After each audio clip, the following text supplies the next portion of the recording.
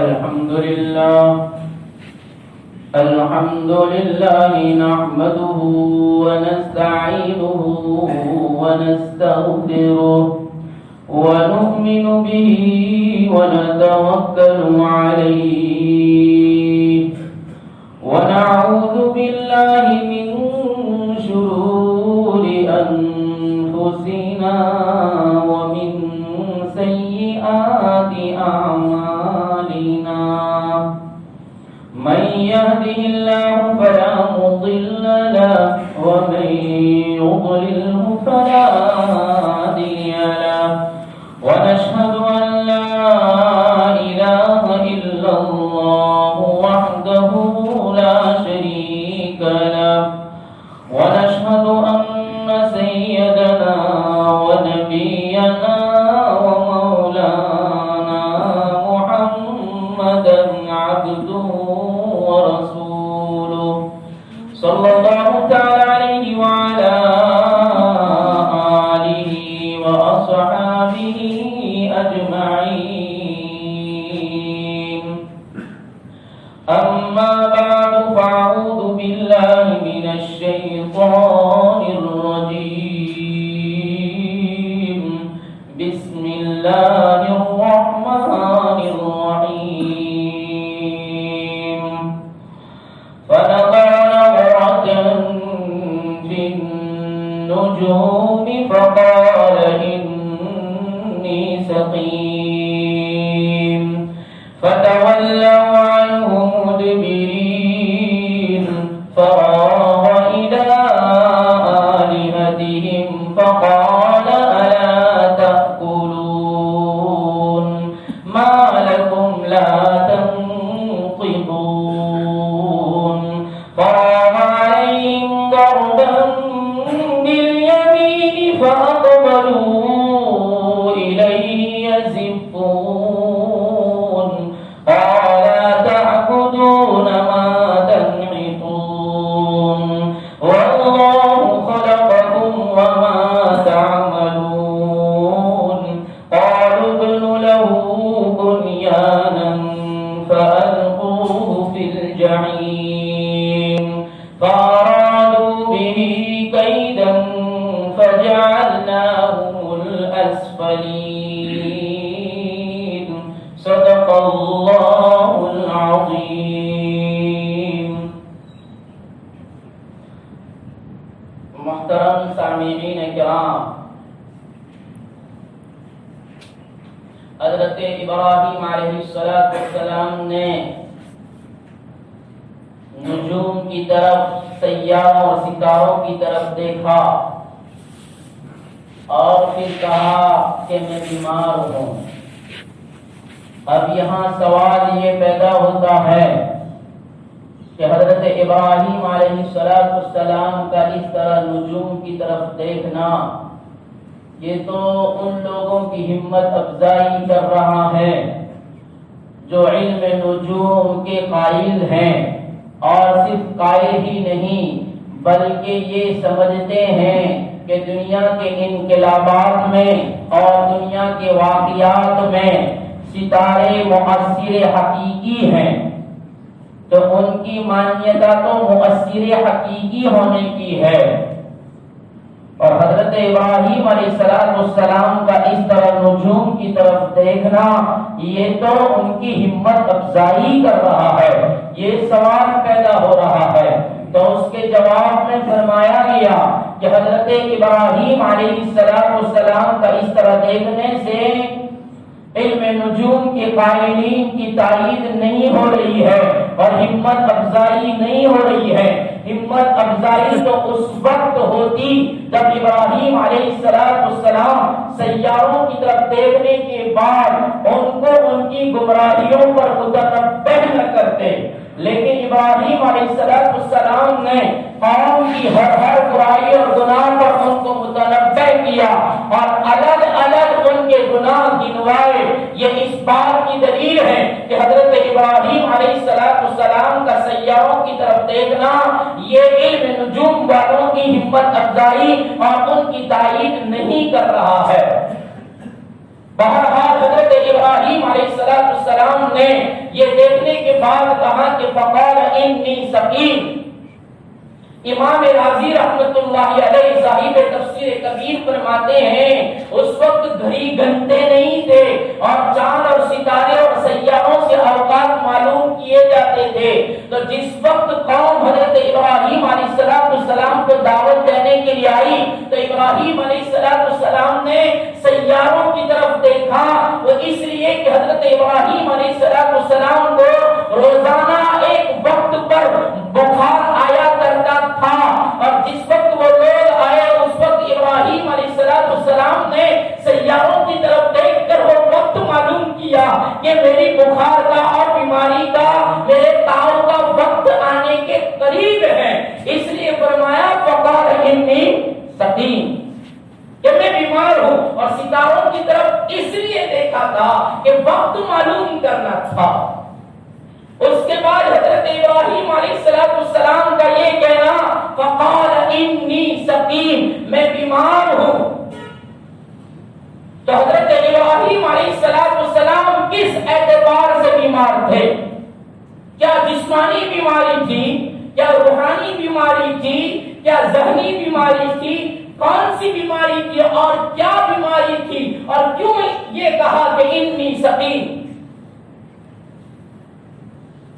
بخاری شریف اور ترمذی شریف کی روایت ہے جس کو صحیح مظہری نے بھی بیان فرمایا، صحیح معالم العرفان نے بھی بیان فرمایا، صحیح قرطبی نے بھی بیان فرمایا، دیگر تفاسیر کی کتابوں میں بھی بیان فرمایا گیا کہ حضرت ابراہیم علیہ السلام نے انی سقیم اس لیے کہا کہ ابراہیم علیہ السلام کی قوم کی کفریات کو دیکھ کر اور ان کی شرکیات کو دیکھ کر حضرت ابراہیم علیہ السلام اور ان کی بددعائیوں کو دیکھ کر اور ان کی زندگی کے انقلابات کو دیکھ کر ابراہیم علیہ السلام کے ذہن میں خلجان رہتا تھا، اور ابراہیم علیہ السلام ذہنی اعتبار سے بہت مغموم رہتے تھے، بہت رنجیدہ رہتے تھے، تو ان کی ان مشرکانہ حرکات کو اور کفریانہ حرکات کو دیکھ کر ابراہیم علیہ السلام ذہنی اعتبار سے بیمار رہتے تھے، اس لیے فرمایا کہ انی سقیم، اور یہاں مریض کے مقابلے میں سقیم کا لفظ استعمال فرمایا،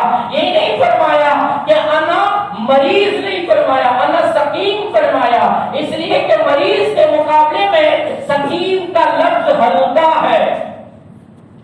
مریض یہ بھاری بیماری کو کہا جاتا ہے، مریض ہلکے پن کو کہا جاتا ہے، اس لیے یہاں سقیم کا لفظ ابراہیم علیہ السلام نے استعمال فرمایا کہ میں تمہاری کفریات کی وجہ سے ذہنی اعتبار سے بیمار رہتا ہوں، ذہن تھکا رہتا ہے، اس لیے انا سقیم فرمایا۔ اور بعضوں نے فرمایا حضرت ابراہیم علیہ السلام نے انا سقیم اس وجہ سے کہا ہے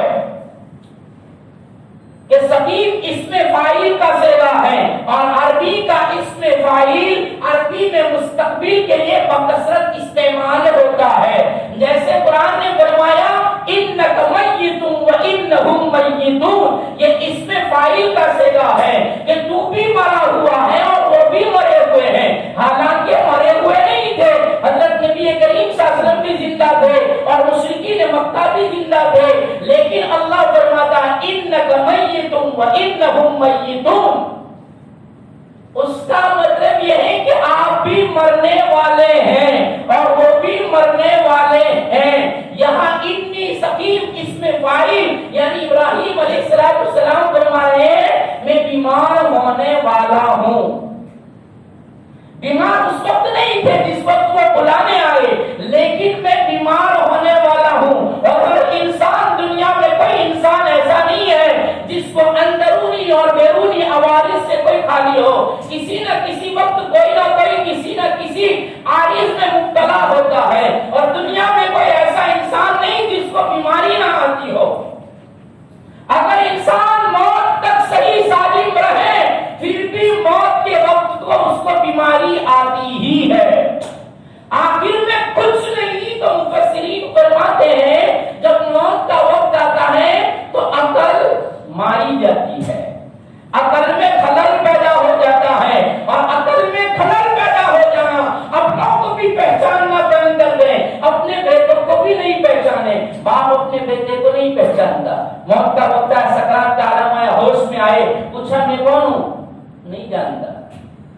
اپنی بیوی کو نہیں پہچانتا، یہ خلل ہو گیا عقل میں، اور یہ بھی بہت بڑی بیماری ہے۔ اس لیے حضرت ابراہیم علیہ السلام نے فرمایا، بڑی پتے کی باتیں بیان فرمائی جا رہی ہے، فرمایا انا سقیم، میں بیمار ہونے والا ہوں، آج نہیں تو کل، اور کل نہیں تو موت کے وقت بیمار ہونے والا ہی ہے۔ اس لیے فرمایا انا سقیم، میں بیمار ہوں۔ اور جس کو اپنی بیماری کی فکر ہو، اپنی موت کی فکر ہو، اپنی موت کے وقت کی دماغ کے خلل کی فکر ہو، وہ جشن میں نہیں جایا کرتا۔ اس لیے فرمایا انا سقیم، میں معذور ہوں، میں تمہارے جشن میں، تمہارے تہوار میں نہیں آ سکتا۔ اور بعضوں نے فرمایا یہ جو توجیہیں اگر سمجھ میں نہیں آتی ہے تو مفسرین فرماتے ہیں سب سے سہل، سب سے آسان اور بہترین تفسیر یہ ہے کہ حضرت ابراہیم علیہ السلام نے فرمایا فقال انی سقیم، میں بیمار ہوں، اس کا مطلب یہ ہے کہ اس وقت حضرت ابراہیم علیہ السلام بیمار تھے ہی۔ سردی کھانسی، صاحب انوار البیان نے لکھا کہ حضرت ابراہیم کو اس وقت سردی کھانسی تھی، اور اس وقت ان کو نزلہ تھا، اس وقت ان کو چھینکیں آتی تھی، اس وقت ان کو کھانسی ہو رہی تھی، اور یہ کھانسی سردی بھی بہت بڑی بیماری ہے۔ اور آج ہم نے دیکھ لیا ہے، اور آج ہم سب دیکھ رہے ہیں کہ سردی کھانسی ہوئی تو اس کو کہا کہ گھر میں رہو، باہر مت نکلو، کوارنٹائن ہو جاؤ، کیونکہ سردی کھانسی سے جراثیم پھیلتے ہیں، اور اس جراثیم سے دوسروں کو لگنے کا بھئی ہے، خطرہ ہے۔ اس لیے فرمایا سردی کھانسی کا علاج کرو، اور بہت کھانسی ہو رہی ہے، سردی بہت ہے، تو گھر میں رہ کر اس کا علاج کرو، باہر مت نکلو۔ حضرت ابراہیم علیہ السلام کو صاحب انوار القرآن بیان فرماتے ہیں اس وقت سردی کھانسی کی بیماری تھی، اس لیے حضرت ابراہیم علیہ السلام نے فرمایا انا سقیم، میں بیمار ہوں، مجھے مت لے جاؤ۔ یہ عذر بیان فرمایا، اور ابراہیم علیہ السلام نے اپنے انداز میں اس طرح بیان فرمایا کہ خاندان والوں نے، قوم نے، گھر والوں نے ان کی اس بیماری کو عذر سمجھا، اور عذر سمجھ کر انہوں نے ان کو چھوڑ دیا، اور وہ چلے گئے مشن کے لیے اور اپنے کام کے لیے چلے گئے۔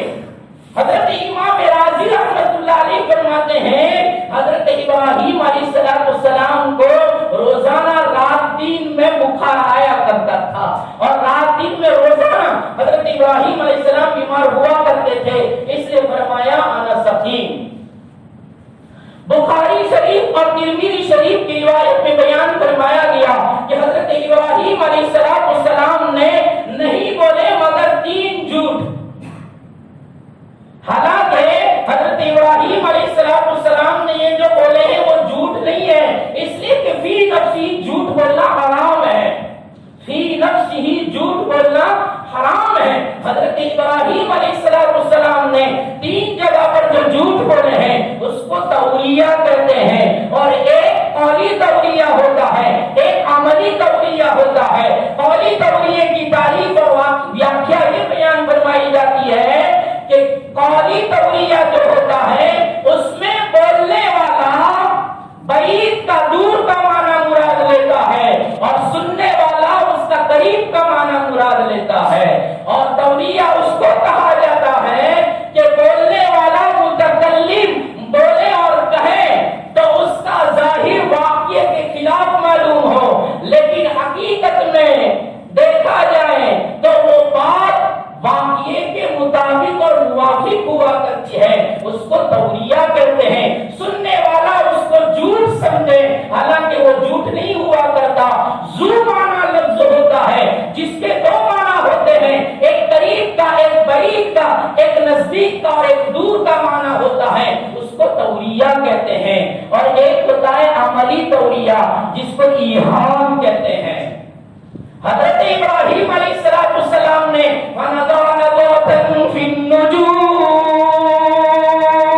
نجوم کی طرف نظریں اٹھانا اور نجوم کو دیکھنا حضرت ابراہیم علیہ السلام کا عملی تولیہ تھا کہ دیکھنے والے دوسرا سمجھے، حقیقت میں دوسرا ہی مقصد ہو۔ ابراہیم علیہ السلام کے دیکھنے سے سمجھنے والوں نے سمجھا یہ بھی ستاروں کو مانتے ہیں، یہ بھی ستاروں کی گردش کے ماننے والے اور ابراہیم علیہ السلام کا مقصد یہ نہیں تھا، اس لیے دیکھنے والوں نے یہ سمجھا کہ ستاروں کو مانتے ہیں۔ ابراہیم علیہ السلام کا مقصد یہ نہیں تھا کہ میں ستاروں کو مانتا ہوں، بلکہ وہ تو وقت اور گھڑی دیکھنا چاہتے تھے۔ اس لیے ابراہیم علیہ السلام کا یہ جو توریہ تھا وہ عملی توریہ تھا۔ بہرحال حدیث شریف میں بیان فرمایا گیا، نبی کریم صلی اللہ علیہ وسلم نے فرمایا حضرت ابراہیم علیہ السلام 3 جگہ پر جھوٹ بولے ہیں، وہ توریہ ہے، اس کو تعریض کہتے ہیں۔ 3 جگہ پر تعریض اور توریہ کیا، جس میں سب سے پہلی جگہ یہ ابن سقیم والی، اور دوسرا توریہ حضرت ابراہیم علیہ السلام نے بتوں کو توڑنے کے بعد کہا تھا قال بل فعل کبیرهم ھذا، یہ تو ان کے بڑے نے کیا ہے، ان کی بڑے مورتی نے اور بت نے ساروں کو توڑ دیا ہے۔ یہاں بھی ابراہیم علیہ السلام نے عمل کیا تھا اور توڑا تھا، لیکن نام نسبت ان کے بڑے معبود کی طرف کر دی، بڑے بت کی طرف کر دی۔ یہ دوسری مرتبہ کا۔ اور تیسری مرتبہ کا جب سفر کر رہے تھے اور دوران سفر مصر کا جو بادشاہ تھا وہ شادی شدہ عورت ہوتی تھی، اس کے شوہر کو مروا ڈالتا تھا اور شادی شدہ عورت کو اپنے قبضے میں لے لیا کرتا تھا۔ تو حضرت ابراہیم اور سارہ جب دونوں سفر کر رہے تھے، اس وقت حضرت سارہ علیہ السلام کی عفت کو بچانے کے لیے کہ حضرت ابراہیم علیہ السلام نے حضرت سارہ کو سمجھایا کہ سنو، یہاں کا بادشاہ بڑا خبیث آدمی ہے اور اس طریقے کا اس کا عمل رہتا ہے، اگر میرا تیرا میاں بیوی ہونا ظاہر ہو گیا تو وہ مجھے قتل کروا دے گا، مجھے مروا دے گا اور وہ اپنی قبضے میں مجھے لے لے گا۔ اس لیے سن، اگر تجھ سے پوچھیں تو یہ کہہ دینا کہ یہ میرا بھائی ہے، مجھ سے پوچھے گا تو میں کہوں گا میری بہن ہے۔ حالانکہ یہ تو میاں بیوی تھے اور میاں بیوی میں بھائی بہن کا رشتہ آتا ہی نہیں ہے۔ تو فرمایا گیا حضرت ابراہیم علیہ السلام نے یہ جو کہا تھا ما تقدم کے اعتبار سے کہا تھا، اور اس لیے کہا تھا کہ اس وقت سرزمین کے اوپر سارہ اور ابراہیم کے سوا ایمان والا کوئی تھا ہی نہیں، اور ایمان والے ایمان کے اعتبار سے مرد کا بھائی ہے اور عورت اور مرد بھائی بہن ہوا کرتے ہیں۔ اس لیے حضرت ابراہیم علیہ السلام نے توریہ کرتے ہوئے اپنی جان کی حفاظت کے لیے، اپنی بیوی کی عصمت کی حفاظت کے لیے، اس کی عزت کو بچانے کے لیے حضرت ابراہیم علیہ السلام نے یہاں توریہ کیا اور اپنی بیوی سے سمجھا دیا کہ میں بہن کہوں گا تو بھائی کہہ دینا، اس لیے کہ زمین کے اوپر ہم دونوں کے علاوہ کوئی ایمان والا نہیں ہے اور ایمان والے بھائی بہن ہوا کرتے ہیں۔ اس اعتبار سے یہ توریہ تھا، یہ جھوٹ نہیں تھا، اور وہاں بت کی طرف نسبت کرنا یہ ان کو توحید بتانا مقصود تھا کہ ان کو پوچھو، تمہارے بڑے کو پوچھو جس کی تم پوجا کرتے ہو، اس نے ان سب کو مارا ہے، اس سے پوچھو۔ تو وہ کفار کو غور و فکر کرنے اور توحید سمجھانے کے لیے کیا گیا تھا، اس لیے کہ وہ کفار بھی جانتے تھے اور قوم ابراہیم بھی جانتی تھی کہ یہ پتھر کے لکڑی کے بنے ہوئے دھات کے بنے ہوئے معبود ہیں، یہ بول نہیں سکتے ہیں، یہ جواب نہیں دے سکتے اور یہ نہ مار سکتے ہیں نہ کسی مارنے والے کو روک سکتے ہیں۔ تو ان کو بتانا مقصود تھا کہ جب تم مانتے ہو، جانتے ہو، تسلیم کرتے ہو کہ یہ پتھر کے بنے ہوئے ہیں اور ان کے اندر مارنے کی اور مدافعت کی، کسی مارنے والے کو دور کرنے کی ان کے اندر صلاحیت نہیں ہے، جب جانتے ہو کہ یہ نہیں مار سکتے اور وہ اپنے مارنے والے کی مدافعت نہیں کر سکتے، تو پھر کیوں تم ان کی پوجا کرتے ہو، پھر کیوں تم ان کی عبادت کرتے ہو؟ یہ توحید کو ثابت کرنا تھا۔ اس لیے حضرت ابراہیم علیہ السلام نے یہاں توریہ کیا، حالانکہ وہ جھوٹ نہیں تھا۔ اور سکین کے بارے میں بھی ہم نے سن لیا کہ حضرت ابراہیم علیہ السلام نے یہ سب وجوہات تھی جس کی وجہ سے کہا تھا انا سکین۔ یہ ساری بحث ہو گئی، اس کے بعد آگے اللہ تبارک و تعالیٰ فرما رہے ہیں کہ حضرت ابراہیم علیہ السلام کو لوگ معذور سمجھ کر چلے گئے. اور ایک بات سن لیجئے، صاحب تبیان القرآن کی وضاحت سے نکل گئی آ گئی. فرمایا صاحب تبیان القرآن نے لکھا کہ حضرت ابراہیم علیہ السلام کو جب بیماری تھی تو بعض لوگ کہتے ہیں وہ طاعون تھا، تعدی والی چیپیلا روگ، جیسے آج ہم لوگ کہتے ہیں کہ کورونا چیپیلا ہے، متعدی ہے، اس میں دوسروں کے اندر سرایت کرنے کی صلاحیت ہے. تو بعضوں نے فرمایا ابراہیم علیہ السلام کو جو سردی کھانسی ہوئی تھی، کیا اللہ نے ایسا تفسیر کا موقع دیا، کیسی صورت اللہ بلوا رہا ہے کہ جو آج کے حالات کے بالکل مناسب، کہ سردی کھانسی جو ہوئی تھی وہ تعدی والی بیماری تھی کہ وہ جراثیم دوسروں کو لگ سکتے ہیں. اس لیے حضرت ابراہیم علیہ السلام نے انا سقیم کہا تو لوگوں نے کہا کہ ان کو رہنے دو، ورنہ وہ آئیں گے تو پوری کی پوری جشن کے اندر جتنے بھی لوگ جم بیٹھا ہوگا، جتنا بھی بڑا اجلاس ہوگا، جتنے بڑے اکٹھے ہوں گے، سب کو لگ جائے گا. اس لیے سوشل ڈسٹنس کہ ان کو چھوڑو، ان کو مطلب ورنہ سوشل ڈسٹنس کرنا پڑے گا. اس لیے ابراہیم کو معذور سمجھ کر چھوڑ دو، وہ چلے گئے. لیکن بعضوں نے فرمایا کہ طاعون کی بیماری بنی اسرائیل پر آئی تھی، اس سے پہلے طاعون کی بیماری کسی قوم پر نہیں آئی، اور اس کو روایت سے ثابت کیا. فرمایا حضرت سعد بن ابی وقاص رضی اللہ عنہ نے حضرت اسامہ بن زید رضی اللہ عنہ سے پوچھا کہ رسول اللہ صلی اللہ علیہ وسلم نے طاعون کے بارے میں جو بیان فرمایا ہے وہ ذرا سنا دیجئے. طاعون کے بارے میں اللہ کے رسول صلی اللہ علیہ وسلم نے کیا فرمایا؟ زید بن اسامہ رضی اللہ عنہ فرماتے ہیں کہ اللہ کے رسول صلی اللہ علیہ وسلم نے فرمایا طاعون یہ عذاب ہوتا ہے. طاعون کوئی بیماری نہیں ہے، طاعون یہ ایک عذاب ہوتا ہے، وہ بیماری نہیں ہوا کرتی، اللہ کا عذاب ہوتا ہے. اور پھر فرمایا اللہ کے رسول صلی اللہ علیہ وسلم نے یہ طاعون کا عذاب، یہ پلیگ کا بیماری کا عذاب اللہ نے بنی اسرائیل کے ایک جماعت پر اتارا تھا اور طاعون کے اندر ان کو ختم کیا تھا. بیماری میں لوگ مر رہے تھے اور وہ لوگ بیماری سے بچتے تھے، بیماری نہیں تھی، اللہ کا عذاب تھا.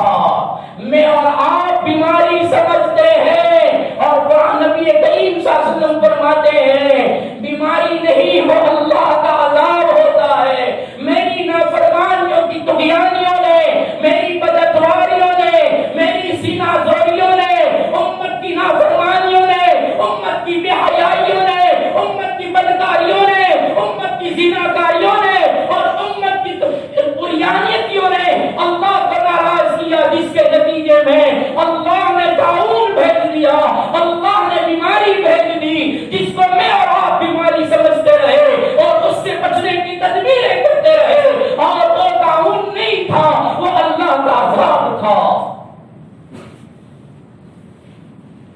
حضرت اسامہ بن زید رضی اللہ عنہ فرماتے ہیں پھر نبی نے فرمایا جس جگہ پر طاعون ہو، وہی حدیث، جس جگہ پر طاعون ہو اس جگہ سے مت نکلو، اور جس جگہ پر طاعون پھیلا ہو اس جگہ پر مت جاؤ. نہیں جاؤ گے سلامت رہو گے، نہیں نکلو گے دوسرے بچیں گے. یہ طاعون ہے، یہ عذاب ہے. پھر فرمایا کہ بنی اسرائیل کے اوپر اللہ نے بھیجا تھا، اس سے پہلے کسی قوم پر نہیں بھیجا. تو جب ابراہیم علیہ السلام کے بعد بنی اسرائیل کو آئے ہیں تو اس کا مطلب یہ ہے کہ قوم ابراہیم نے جو سمجھا کہ ابراہیم کو تعدی والی بیماری ہے، چیپیلا روگ ہے، تو وہ غلط ہے. وہ چیپیلا روگ نہیں تھا. ابراہیم علیہ السلام جو بیمار تھے وہ وہی معمولی بیماری تھی، لیکن گھر والوں نے اس بیماری پر ان کو معذور سمجھا اور معذور سمجھ کر وہ ان کو چھوڑ کر چلے گئے. سارا کا سارا شہر خالی ہو گیا، نہ بچہ ملتا ہے، نہ عورت ملتی ہے، نہ مرد ملتے ہیں، نہ بوڑھے ملتے ہیں، سب نکل گئے. صرف اور صرف حضرت ابراہیم علیہ السلام باقی تھے. اسی کو اللہ قرآن میں بیان فرما رہا ہے فَنَادَى عَلَيْهِمْ ضَرْبًا بِالْيَمِينِ فَنَادَى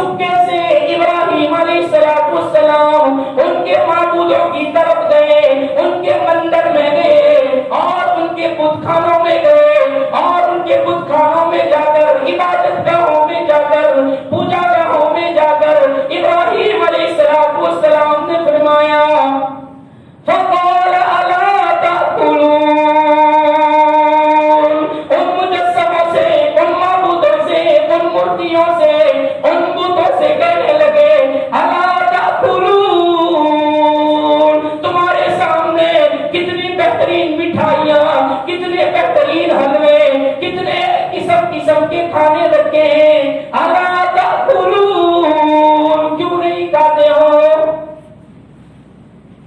اتنا سارا رکھا گیا پھر کھاتے کیوں نہیں ہو؟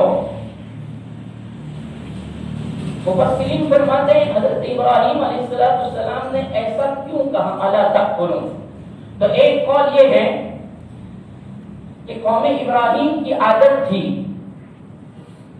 کہ اپنے بتوں کے پاس لے جا کر کھانا رکھتے تھے اور ان کھانوں کو ان بتوں کی برکت حاصل ہو اور پھر وہ کھانے متبرک بن جائیں، اس لیے ان کا یہ معمول تھا کہ کھانا رکھتے تھے اور برکت حاصل کر کے پھر واپس لاتے تھے۔ اور ایک قول یہ ہے کہ جب لوگ جشن میں جا رہے تھے تو کھانا اور مٹھائیاں ان کے سامنے رکھ کر گئے کہ جب ہم مشن سے عید منا کر واپس آئیں گے تو ہم یہاں سے کھانا واپس لے کر جائیں گے، وہاں تک ہمارا کھانا ہمارے معبودوں کے پاس رہنے کی وجہ سے متبرک بن جائے گا، ان کھانوں میں برکت آ جائے گی۔ اس اعتبار سے وہ جشن میں جانے سے پہلے یہ کھانا ان کے پاس رکھ کر گئے تھے۔ اور ایک قول یہ ہے کہ اس قوم نے جو کھانا رکھا تھا وہ مندر میں کام کرنے والوں کے لیے رکھا تھا، پجاریوں کے لیے رکھا تھا، وہاں جو کام کرنے والے تھے خادم ان کے لیے رکھا تھا۔ اور ایک قول یہ ہے کہ حضرت ابراہیم علیہ السلام خود کھانا لے کر آئے تھے۔ یہ ساری تفسیریں ہیں۔ حضرت ابراہیم علیہ السلام وہ کھانا خود لے کر آئے تھے اور وہ کھانا ان مورتیوں کے سامنے رکھا اور پھر ان سے کہا کہ کھاؤ، تو انہوں نے نہیں کھایا کیونکہ وہ تو پتھر تھے، لکڑی تھے، دھات تھے، انہوں نے نہیں کھایا۔ تو ابراہیم علیہ السلام نے کہا الا تاکلون، اس کو کیوں نہیں کھاتے ہو؟ ما لکم لا تنطقون، اور میں بولتا ہوں تو جواب کیوں نہیں دیتے ہو؟ میرے اس پوچھنے پر، میرے اس استفسار پر، میرے اس سوال پر جواب کیوں نہیں دیتے ہو؟ کیوں گنگے ہو گئے ہو؟ کیوں جواب نہیں دیتے ہو؟ حضرت ابراہیم علیہ السلام ٹیکس میں آ گئے۔ ابراہیم علیہ السلام نے کہا، اس قوم کو قسم کھا کر کہا تھا واللہ والتاللہ لأکیدن اصنامکم بعد ان تولوا مدبرین، لو قسم کھا کر کہا تھا تاللہ، اللہ کی قسم، جب تم پیٹ پھیر کر جاؤ گے، تم جشن میں جاؤ گے، میں تمہارے معبودوں کے ساتھ مکر کروں گا، میں تمہارے معبودوں کے لیے تدبیر بناؤں گا، ایک پلان بناؤں گا۔ یہ پلان بنایا، کھانا لے کر آئے، کھاؤ اس کو، نہیں کھاتے ہو، جواب بھی نہیں دیتے۔ تو حضرت ابراہیم علیہ السلام کو غصہ آ گیا اور غصے میں کیا فرمایا؟ فَرَانَ عَلَيْهِمْ ضَرْبًا بِالْيَمِينِ، دانے ہاتھ سے کلہاڑا، یمین دانا ہاتھ، دانے ہاتھ سے آئس چپکے سے حضرت ابراہیم علیہ السلام نے معبودوں کو مارنا شروع کر دیا۔ کس کو مارے؟ پہلے چھوٹوں کو مارو، پھر بڑے کو مارنا ہے، نہیں بڑے کو چھوڑنا ہے، چھوٹوں کو مارنا ہے، اس لیے کہ انہوں نے تو دگلے کے دگلے بنا دیے تھے، انہوں نے تو بتوں کے انبار لگا دیے تھے، ایک تھوڑی تھا، انیک تھے، بہت سارے تھے۔ حضرت ابراہیم علیہ السلام نے فَرَاغَ عَلَيْهِمْ ضَرْبًا بِالْيَمِينِ،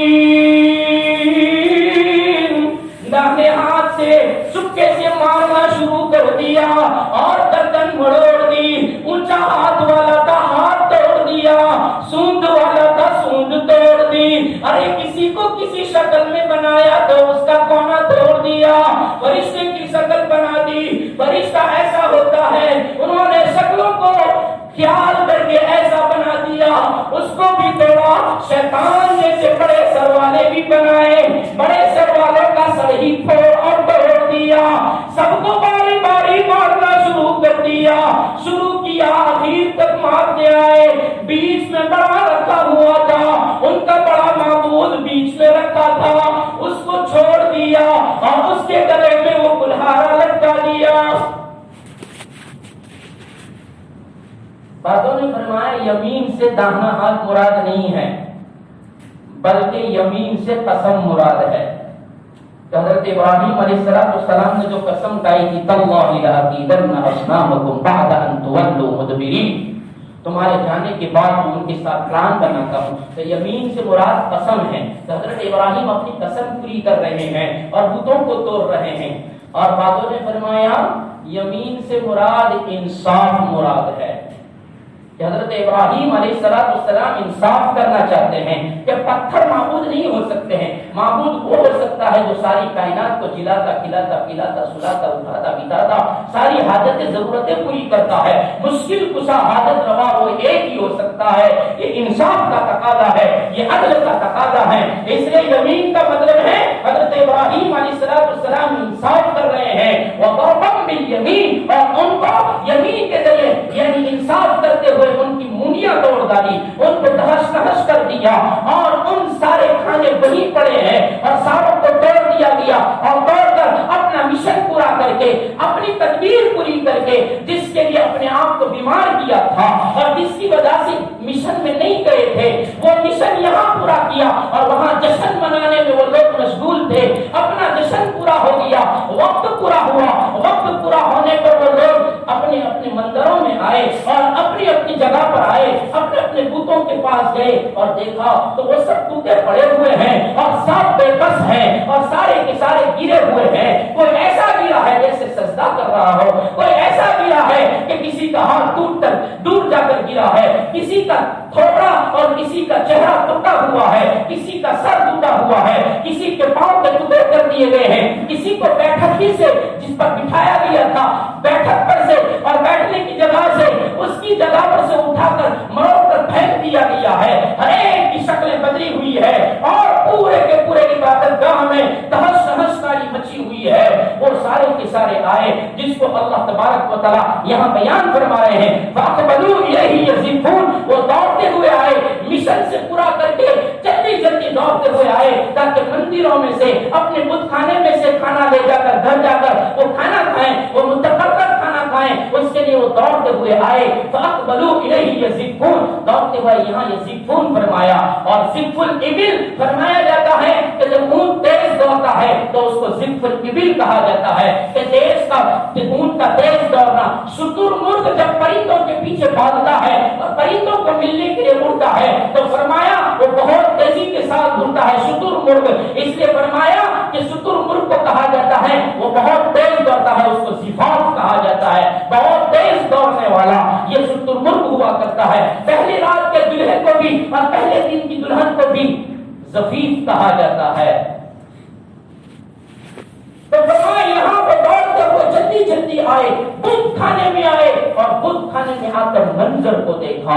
اس منظر کو دیکھ کر وہ سارے ایک دم کہنے لگے یہ کیا ہو گیا, یہ کس نے کیا.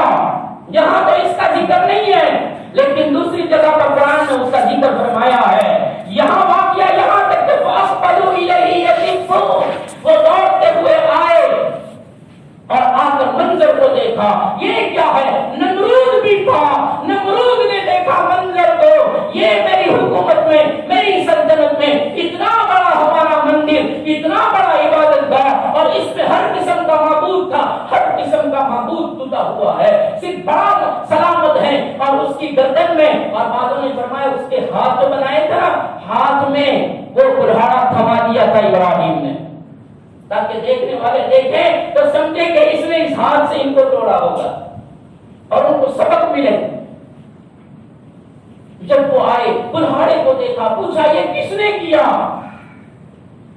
معبود تو کر نہیں سکتے, ان کے اندر طاقت نہیں ہے کسی کو مارنے کی, تو یہ کیسے ہوا, کس نے کیا. تو پھر لوگوں نے کہا لگتا ہے وہ رہ گیا تھا نا, سکیم کہا تھا کہ میں بیمار ہوں, لگتا ہے اسی بیمار کی یہ طاقتیں لگتے ہیں, اسی بیمار کا یہ کیا ہوا لگتا ہے اور وہ ہر وقت ہمارے معبودوں کو برا بھلا کہتا ہے, اس لیے لگتا ہے اسی نے کیا ہوگا. جاؤ اس کو بلا کر لاؤ. ابراہیم بھی چاہتے تھے کہ مجھے بلائیں اور وہ جانتے تھے کہ ان سب کو بھی یقین ہے کہ یہ کام ابراہیم ہی کر سکتا ہے, ورنہ کسی کی مجال نہیں ہے کہ وہ کچھ بول سکے یا کچھ کہہ سکے, کیونکہ نمرود کا دبدبا تھا اور اس کے سامنے کسی کو بولنے کی ہمت نہیں تھی. لیکن جب گھڑا بڑھ جاتا ہے نا تو پھر اللہ کسی بولنے والے کو کھڑا کرتا ہے, پھر آنکھ سے آنکھ ملانے والا کھڑا ہوتا ہے. جب ظلم و ستم کے گھڑے بڑھ جاتے اور پاور کا جب گھڑا بھر جاتا ہے تو پھر اللہ کسی کو کھڑا کرتا ہے.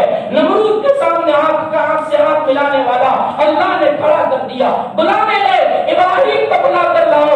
ابراہیم کو بلا کر لایا گیا. آزر بھی ہے, باپ بھی سامنے ہے, اور نمرود بھی ہے, اور باپ تو نمرود کا داہنا ہاتھ ہے, پاس میں بیٹھا ہے. ابراہیم آئے اور ذرہ برابر بھی چہرے پر آثار ایسے نہیں تھے کہ ابراہیم کو بادشاہ کے بلانے پر کوئی اثر ہوا ہو یا کوئی خوف طاری ہوا ہو. بلا جھجک ہنستے ہوئے داخل ہوئے اور پوچھا کیا ہے, کیوں بلایا ہے, کہاں ہمارے معبودوں کا یہ حشر, یہ حال تو نے کیا. تو ابراہیم علیہ السلام نے یہ نہیں کہا کہ ہاں میں نے کیا, بلکہ کیا فرمایا, فَلَا تَعْبُدُونَ مَا تَنْحِتُونَ, کیا تم اس کی عبادت کرتے ہو جس کو ہاتھوں سے بناتے ہو, تنحتون, جس کو تراشتے ہو, اپنے ہاتھوں سے شکلیں دیتے ہو, اپنے ہاتھوں سے تصویر بناتے ہو, اپنے ہاتھوں سے اس پہ ڈیزائن لگاتے ہو, اپنے ہاتھوں سے آنکھیں بناتے ہو, اور اپنے ہاتھوں سے ساری شکلیں دینے کے بعد اس کو اپنا معبود بناتے ہو.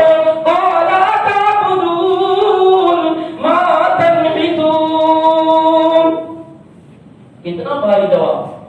ہاں میں نے کیا, یہ بھی کر سکتے تھے, لیکن قوم کو توحید سمجھانا مقصود تھا, اس لیے فرمایا وَلَا تَعْبُدُونَ مَا تَنْحِتُونَ, جس کو ہاتھوں سے تراشا اور تم جانتے ہو لکڑی ہے, پتھر ہے, دھات ہے. وَاللَّهُ خَلَقَكُمْ وَمَا تَعْمَلُونَ,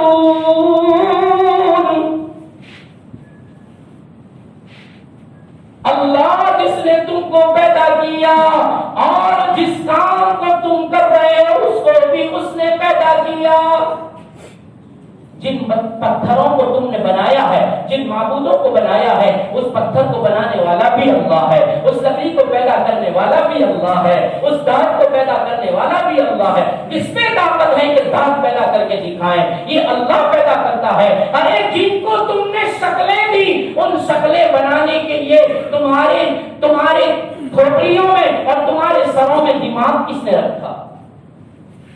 یہ ایسی مجسمے بنانے کے لیے جس صلاحیت کی ضرورت ہے وہ دماغوں میں صلاحیت کس نے دی؟ اللہ نے دی ہے. واللہ خلقکم وما تعملون, جو اللہ نے تم کو بھی پیدا کیا اور جو چیزیں تم کر رہے ہو اس کو بھی اللہ نے پیدا کیا. تو یہ پتھر, یہ لکڑی, یہ گھاس, یہ تو اللہ کی مخلوق ہوئی, اور مخلوق کی عبادت کرے یہ تو بے وقوفی ہے. عبادت تو اس کی جاتی ہے جو خالق ہوا کرتا ہے.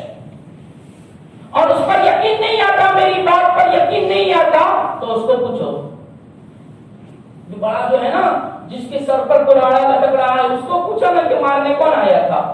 وہ جواب دے گا کہ ابراہیم نے مارا ہے, کوئی اور مارنے آیا تھا. تو وہ لوگ حضرت ابراہیم علیہ السلام کے ان سوالات پر لاجواب ہو گئے, اور لاجواب ہو کر انہوں نے ڈسکس کرنے کے بجائے, بحث کرنے کے بجائے, تنازع کرنے کے بجائے حکم ہی سنا دیا. اپیل پپیل نہیں, سیدھے حکم. ہاں, کیا حکم سنایا اس کو قرآن بیان کرتا ہے. فَعَلَمْنَ لَهُ بُنْيَانًا فَأَلْقُوهُ فِي الْجَحِيمِ. نمرود نے حکم سنا دیا, وزراء نے حکم سنا دیا, عمراء نے حکم سنا دیا, سلاطین نے حکم سنا دیا, سب نے حکم سنایا. سنو سنو, ساری قوم کو کہا جا رہا ہے, ایک طرف اکیلا ابراہیم, ایک طرف پوری کی پوری قوم, اور حکم سنایا جا رہا ہے. ابراہیم کی سوالوں کا جواب دینے کے بجائے ابراہیم کو جلا دو. اس جلانے کے لیے دیوار بناؤ, دیوار بناؤ. عمارت بناؤ, دیوار بناؤ, اور پھر فَأَلْقُوهُ فِي الْجَحِيمِ, اور اس کو جہیم میں, آگ میں ڈال دو. جہیم کہتے ہیں بہت بڑی آگ کو, بہت بڑی آگ جمع کرو اور پھر اس میں اس کو ڈال دو. بس یہی فیصلہ, اس کی کچھ نہیں سننا ہے. اس نے کیا ہو کہ نہ کیا ہو, بس یہی سنا دو. مقاتل میں لکھا، جس کو صاحب تبیان القرآن نے لکھا ہے کہ حضرت ابراہیم علیہ السلام کو جلانے کے لیے انہوں نے دیوار بنائی، پتھر کی دیوار بنائی، اور فرمایا اس دیوار کی لمبائی 30 فٹ کی تھی اور چوڑائی 20 فٹ کی، 30 فٹ لمبا 20 فٹ چوڑا، ایسی دیوار بناؤ، اور اس دیوار کو بنانے کے بعد اس میں لکڑیاں جمع کرو، اور لکڑیاں جمع کرنے کے بعد اس میں آگ لگاؤ۔ فرمایا ان سارے کو کرنے سے پہلے ابراہیم کو پکڑ کر انہوں نے ایک روم میں بند کر دیا، ایک کمرے میں بند کر دیا، اب یہاں سے نہیں نکلنا ہے۔ اب اس دیوار کو بنانے میں، ان لکڑیوں کو جمع کرنے میں مہینے سے اوپر لگ گیا، وہاں تک ابراہیم علیہ السلام کو انہوں نے روم میں کمرے میں بند رکھا۔ جو اللہ مریم کے لیے بے موسم کے انگور بھیج سکتا ہے، وہ اللہ ابراہیم کے لیے نمرود کھانا نہ دے پھر بھی آسمان سے بھیج سکتا ہے۔ ایک مہینے تک کھانا نہ دیا جائے، پینا نہ دیا جائے، اس کی طرف کسی قسم کی حاجت کو پورا نہ کیا جائے تو میرا آپ کا ذہن کہتا ہے انسان مر جائے، لیکن اللہ نے ایسے وقت میں اپنے خلیل کی اس کمرے میں، اس روم میں پرورش کر کے دکھایا، کھلا کر کے دکھایا، پلا کر کے دکھایا۔ جو 500 سال تک پہاڑ کی چوٹی پر وہ انار پلا سکتا ہے اور پانی پلا سکتا ہے، وہ اللہ اپنے خلیل کے لیے جو اس کے نام پر قربان ہو رہا ہے، اس کے لیے انتظام کیوں نہیں کر سکتا؟ انہوں نے یہاں تیاری کر دی۔ جو عورتیں بیمار تھی، مفسرین لکھتے ہیں ان عورتوں نے منتیں مانی کہ اگر اچھا ہو گیا تو میں ابراہیم کو جلانے کے لکڑیاں دوں گی۔ منت مانتے ہیں نا کہ میرا بچہ اچھا ہو گیا تو روزہ رکھوں گی، نماز پڑھوں گی نفل۔ اس نے عورتوں نے نیتیں کی اگر ہمیں اچھا ہو گیا تو ابراہیم کو جلانے کے لیے ہم لکڑیاں دیں گے۔ انہوں نے لکڑیاں تیار کر لی، دیواریں بنا لی اور بہت بڑا ڈھیر لگا دیا۔ اب اس کو جلانا ہے، اس کو آگ لگانا ہے۔ آگ کیسے لگائیں؟ آگ لگائیں گے تو لگانے والا اتنی بڑی آگ ہے، اتنی بڑی لکڑیاں ہیں، اگر ایک دم سے آگ لگی تو ہو سکتا ہے وہ بھی جل جائیں۔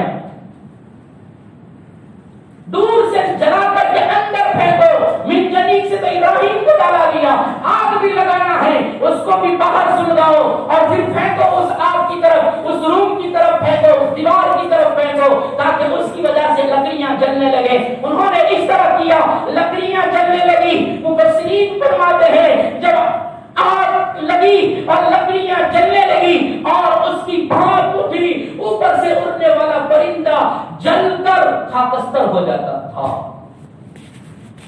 پرندہ کتنا اونچے اڑتا ہے، اس کی تپش، اس کی بھاپ، اس کی جلن وہاں تک جاتی تھی کہ وہاں بھی پرندہ بھسم ہو جاتا تھا، جل جاتا تھا، نیچے گرتا تھا۔ ایسی آگ انہوں نے لگائی، اور آگ لگانے کے بعد ابراہیم کو ڈالنا ہے۔ ابراہیم کو کس طرح ڈالیں؟ مفسرین نے فرمایا سمجھ میں نہیں آتا، آگ تو لگا دی لیکن آگ میں ڈالیں کیسے؟ تو وہ شیطان آیا، وہ شیطان بوڑھے کی شکل میں آیا۔ تدبیر سمجھ میں نہیں آتی ہے، ہم نے زمانہ کھایا ہے، ہماری سنو۔ کیسے؟ کہاں منجنیق بناؤ، گوپھن بناؤ اور گوپھن کے ذریعے سے، منجنیق کے ذریعے سے اندر ڈالو۔ ابراہیم علیہ السلام کو منجنیق کے ذریعے سے اندر ڈالا۔ قالوا ابن له بنيانا فالقوه في الجحيم، اس جحیم میں، اس بڑی بھیانک آگ میں جب ابراہیم کو ڈالا تو پہاڑ، زمین اور فرشتے، ان تینوں نے کہا یا اللہ تیرے نام پر، تیری وجہ سے اور تیری توحید کی وجہ سے تیرا خلیل آگ میں ڈالا گیا۔ جس آگ کا منظر پہاڑ کہہ رہا ہے، مفسرین فرماتے پہاڑ کہہ رہا ہے، زمین کہہ رہی ہے کہ جس کی تپش اتنی خطرناک ہے کہ زمین پھٹ جائے، زمین پر اتنی تپش ہے، پہاڑ کہہ رہا ہے کہ پرندہ جل جاتا ہے۔ اے اللہ تیرا ابراہیم تو بہت کمزور چمڑی کا ہے۔ اللہ نے فرمایا مجھے معلوم ہے میں علیم بذات الصدور ہوں، میں سمیع علیم ہوں، علیم بصیر ہوں، میں سب جانتا ہوں۔ جاؤ تمہیں اختیار ہے، اگر میرا خلیل میرا ابراہیم تمہیں کچھ کہے تو تم اس کی فریاد رسی کرو، جاؤ تمہیں اجازت ہے، تم کر سکتے ہو۔ مفسرین نے صاحب تبیان القرآن فرماتے ہیں ابراہیم نے عالم رہتا آسمان کی طرف دیکھا اور آسمان کی طرف دیکھ کر فرمایا الہی تو آسمان میں واحد ہے، میں زمین پر واحد ہوں کہ میرے سوا تیرا نام لینے والا اس زمین پر کوئی نہیں ہے، تو واحد اللہ، میں واحد بندہ، اے اللہ تو ہی میرے لیے کافی ہے۔ جبرائیل آ کر کہیے پر مار کر ساری آگ کو اڑا دیں۔ ابراہیم کو کہا جا رہا، ابراہیم کہہ رہے ہیں جبرائیل کو میرا پیدا کرنے والا مجھے دیکھ رہا ہے، وہ جب تک نہ کرے براہ راست وہاں تک مجھے کسی مخلوق کی تعاون کی ضرورت نہیں ہے، میرا خالق کرے گا تو ہی، ورنہ جل جاؤں تو بسم ہو جاؤں گا، کوئی حرج نہیں، لیکن مخلوق کی مجھے ضرورت نہیں ہے۔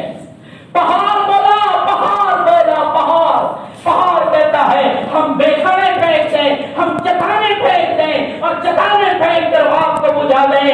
ابراہیم کہہ رہے ہیں چٹانوں کی ہمیں ضرورت نہیں ہے، چٹانوں کو بنانے والا ہمارے لیے کافی ہے۔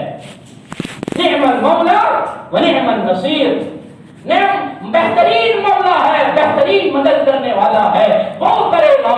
جب ابراہیم کا یہ پاور دیکھا کہ اتنی جہنم کا جس کو کہا گیا ایسی آگ میں ابراہیم کہہ رہا ہے میرا رب براہ راست کرے تو پھر اللہ نے براہ راست کہا یا نار کونی بردا وسلاما علی ابراہیم۔ صاحب معالم العرفان لکھتے ہیں کہ جن رسیوں سے باندھ کر ابراہیم کو اندر ڈالا گیا تھا، پیراہن ابراہیم نکال دیا گیا ہے، کپڑے نکال دیے ہیں، رسیوں میں باندھا ہے اور رسیوں میں باندھ کر اس رسی کے ساتھ منجنیق کو باندھا ہے اور پھر پھینکا ہے۔ جن رسیوں سے باندھ کر پھینکا تھا وہ رسیاں فی الفور جل گئی، لیکن ابراہیم کے بدن کا ایک رونگٹا بال بھی نہیں جلا۔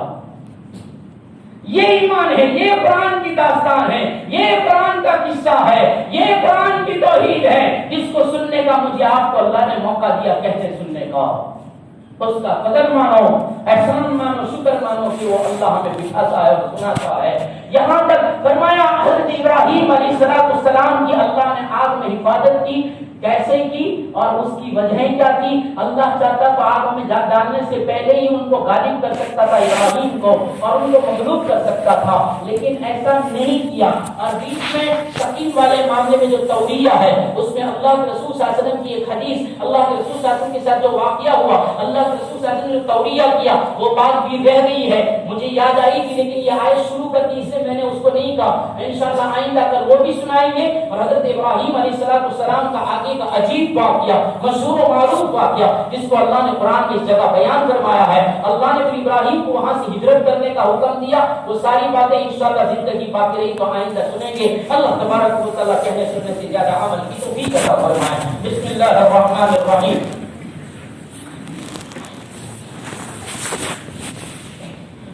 الحمد لله لك الحمد كله ولك الشكر كله بيدك الامر كله واليك يرجع الامر كله اللهم لا نحصي ثناء عليك انت كما اثنيت على نفسك يا رب صل وسلم دائما ابدا على حبيبك خير الخلق كلهم اللهم صل على محمد النبي الامي وعلى اله وسلم تسليما آتنا في الدنيا حسنه آتنا في الدنيا حسنه آتنا في الدنيا حسنة وفي الآخرة حسنة وفي الآخرة حسنة وفي الآخرة حسنة وقنا عذاب النار وقنا عذاب النار وقنا عذاب النار۔ اے اللہ چھوٹی سی آگ کے کرشمے دیکھ لیے، یا اللہ یہ دنیا کی آج سے 73 گنا زیادہ جہنم کی آگ ہوگی۔ یا اللہ یہ دنیا کی چھوٹی سی آگ کا حال یہ ہے کہ انسان جل کر بھسم ہو جاتا ہے۔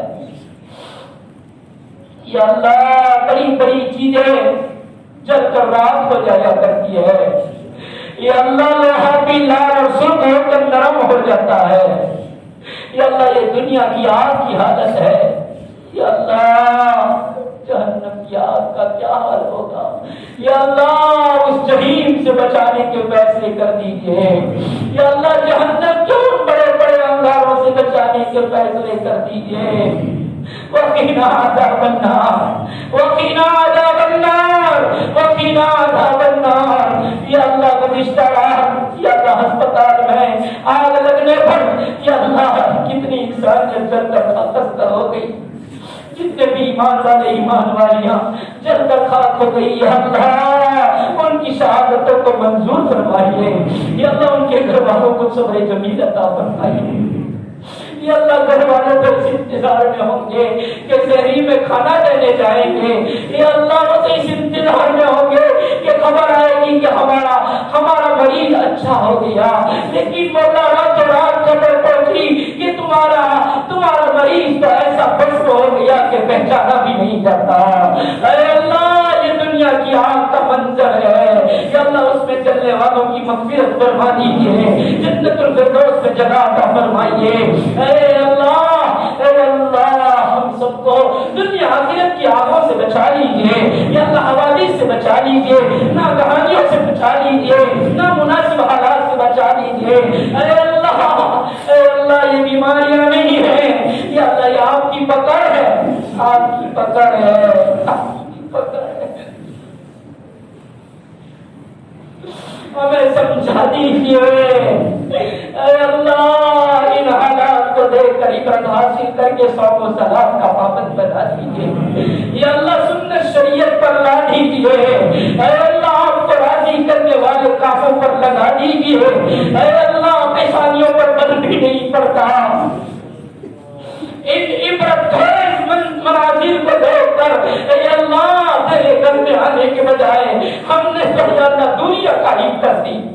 اے اللہ مسجدوں کا عادی بنا دیجیے، اے اللہ کیا کام کا پابند بنا دیجیے، یا اللہ پھر ایسے ہی لاؤ بنے میں اور ایسے ہی غفلتوں میں یا اللہ جب کہا گیا تو مولا کیا بنے گا، یا اللہ برزخ بھی بگڑ جائے گی، آخرت بھی بگڑ جائے گی، یا اللہ سخت نہیں ہے، یا اللہ عذابوں کو برداشت کرنے کی طاقت نہیں ہے، یا اللہ کانٹا چبھتا ہے تو برداشت نہیں ہوتا، اے اللہ چھوٹی سی جلن لگ جائے تو برداشت نہیں ہوتا، تو مولا قبر اور آخرت اور جہنم کے عذاب میں سے برداشت ہوں گے، اے اللہ بچا لیجیے جنت والے اعمالوں کی توفیق دے دیجیے، یا اللہ آرائشوں والے اعمالوں کی توفیق دے دیجیے جس کے نتیجے میں آرائشیں ملا کرتی ہے، مسحریاں ملا کرتی ہے، یا اللہ روحیں ملا کرتی ہے، ان اعمالوں کی توفیق دے دیجیے، اے اللہ بیماروں کو شفاء کلیہ عطا فرما دیجیے، یا اللہ آپ کے غضب کو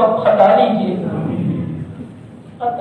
مولا، مغفرت کی عشرہ کا 8واں دن ہے، یا اللہ مغفرت کا عشرہ بھی پورا ہونے کو ہے، یا اللہ اس طرح کرتے کرتے زندگیاں پوری ہو رہی ہے، اے اللہ راضی ہو جائیے، مان جائیے مولا، مان جائیے مولا، مان جائیے، آپ کو منوانے آئے ہیں، یا اللہ اس طرح بڑا مجمع علماء بھی ہے، حفاظ بھی ہے، نوجوان بھی ہے، بڑے بزرگ بھی ہے، اے اللہ کوئی تو آپ کا مقبول ہوگا، اے اللہ مان جائیے، اس کے صدقے میں مان جائیے، اللہ زندگی میں اگر کوئی ایسا عمل ہوا ہے جو خالی صاحب کے لیے ہوا ہو تو اس کے صدقے میں ہمیں معاف فرما کر راضی ہو جائیے اور اس وبا کو ختم فرمائیے، یا اللہ انسانیت کے دکھوں کو دور کر دیجیے، یا اللہ انسانیت پر رحم کی نظر ڈال